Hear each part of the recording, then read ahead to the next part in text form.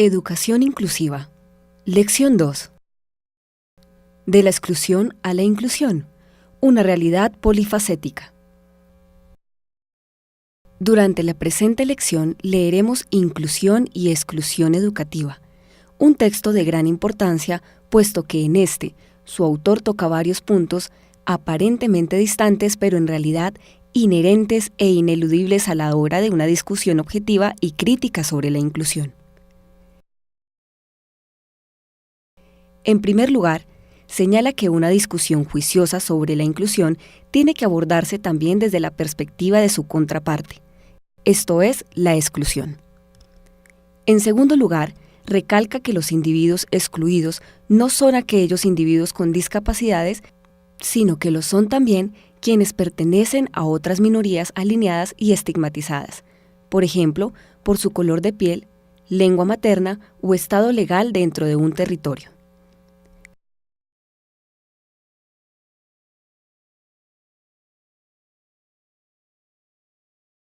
Finalmente, nos invita a pensar, considerar y, llegando el momento, a implementar prácticas inclusivas en términos muy íntimos, es decir, desde nuestra propia escuela, nuestra aula.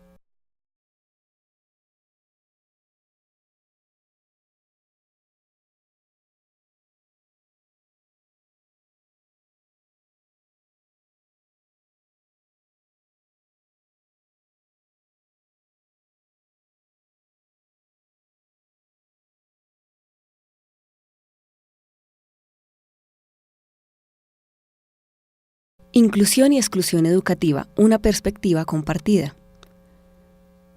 Durante el tiempo que dure la lectura de este artículo, en múltiples lugares del empobrecido sur, muchos miles de niños y niñas morirán como resultado de haber contraído enfermedades curables o simplemente de hambre o sed. Entre los que tengan más suerte, millones sobrevivirán en contextos sociales de pobreza y marginación, y si llegan a asistir a una escuela, esta será igualmente pobre en recursos, con un profesorado mal formado y mal pagado. Por todo ello, tendrán acceso solamente a una enseñanza precaria, escasa y de mala calidad, lo que difícilmente les permitirá escapar del círculo de la reproducción de la desigualdad. Mientras tanto, en muchos lugares del enriquecido norte, que mantiene este estado de cosas, no cejará, sin embargo, el quebranto para otros muchos niños, niñas o jóvenes de edad escolar, aunque su situación y el contexto social sea cuantitativamente distinto al de aquellos.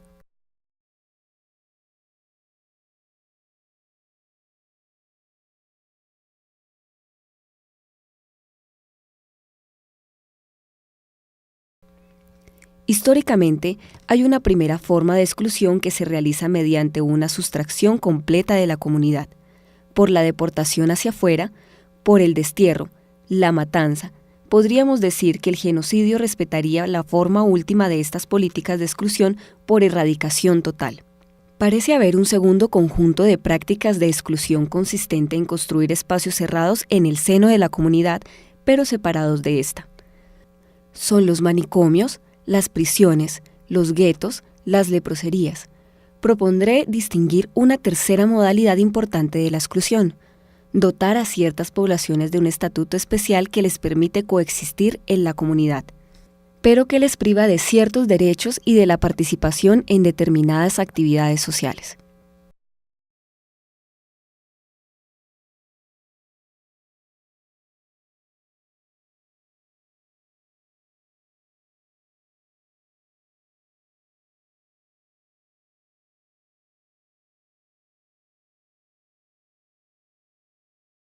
En la actualidad no creo que debamos temer la primera forma de exclusión. En cambio, la exclusión de segundo tipo, el relegamiento a espacios particulares, parece menos improbable. Por el momento hemos tenido en Francia la suerte relativa de no conocer verdaderamente guetos a la norteamericana, pero no está inscrito en nuestros genes nacionales el que quedemos enteramente preservados de ello. La tercera figura de la exclusión, consistente en la atribución de un estatuto especial a ciertas categorías de la población, es tal vez la principal amenaza de la coyuntura presente.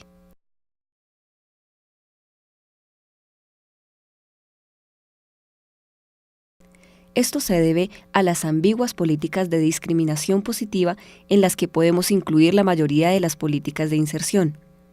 Me parece necesario que se intente dar más a los que están en lo menos. Pero al mismo tiempo, y por eso el problema es grave y difícil, este tratamiento social estigmatiza muchas veces a las poblaciones implicadas.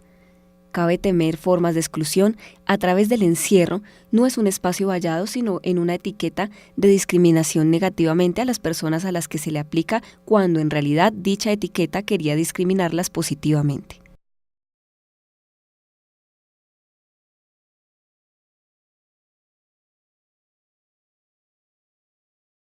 Yo planteo este interrogante abiertamente. ¿Cómo hacer para evitar que las políticas de discriminación positiva se transformen en lo contrario?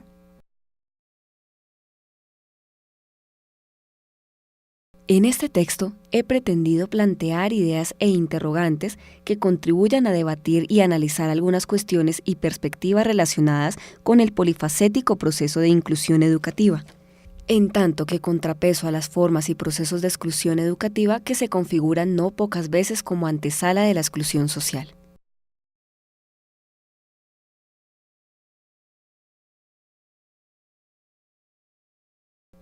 La inclusión educativa debe entenderse con igual fuerza como la preocupación por un aprendizaje y un rendimiento escolar de calidad y exigente con las capacidades de cada estudiante.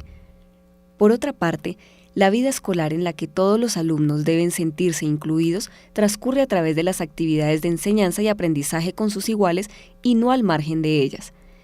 Y porque la mejor contribución de la educación escolar a la inclusión social de cualquiera es poder alcanzar el mayor nivel de logro y cualificación escolar posible.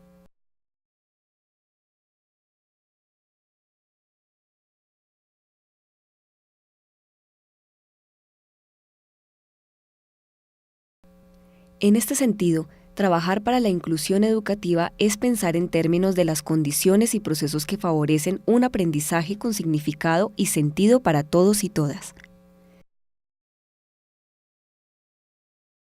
También podría decirse que es pensar y revisar hasta qué punto el currículo escolar, en toda su amplitud de significados, se configura o no como un proceso facilitador del aprendizaje y el rendimiento de todos los alumnos, así como cuestionarse si los grandes proyectos de evaluación del rendimiento escolar, tal y como están concebidos y concretados en la actualidad, contribuyen o debilitan los esfuerzos por construir un sistema donde calidad y equidad no solo se perciban como factores antagónicos. Conclusión. Finalmente, la emergencia del concepto de inclusión educativa encuentra su sentido en el reconocimiento de que se trata de una dimensión crítica del bienestar emocional de todas las personas y de un valor social que alude a un derecho inalienable de la persona, no sujeto a disquisiciones técnicas, en parangón con otros como el derecho a la vida o la igualdad.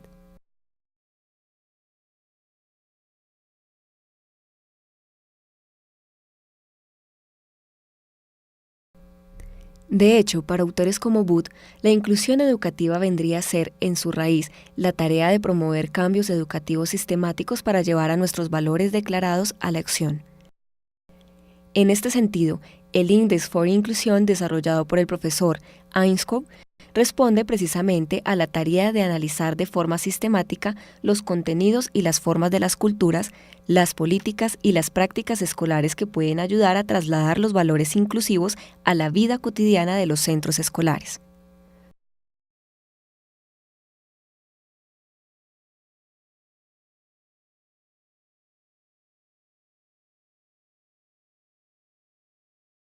Por todo ello, debemos llevar urgentemente nuestra mirada y nuestras preocupaciones a la tarea de alfabetizarnos en valores, es decir, conocer cómo se aprenden, enseñan o refuerzan nuestros valores y nuestra ética profesional.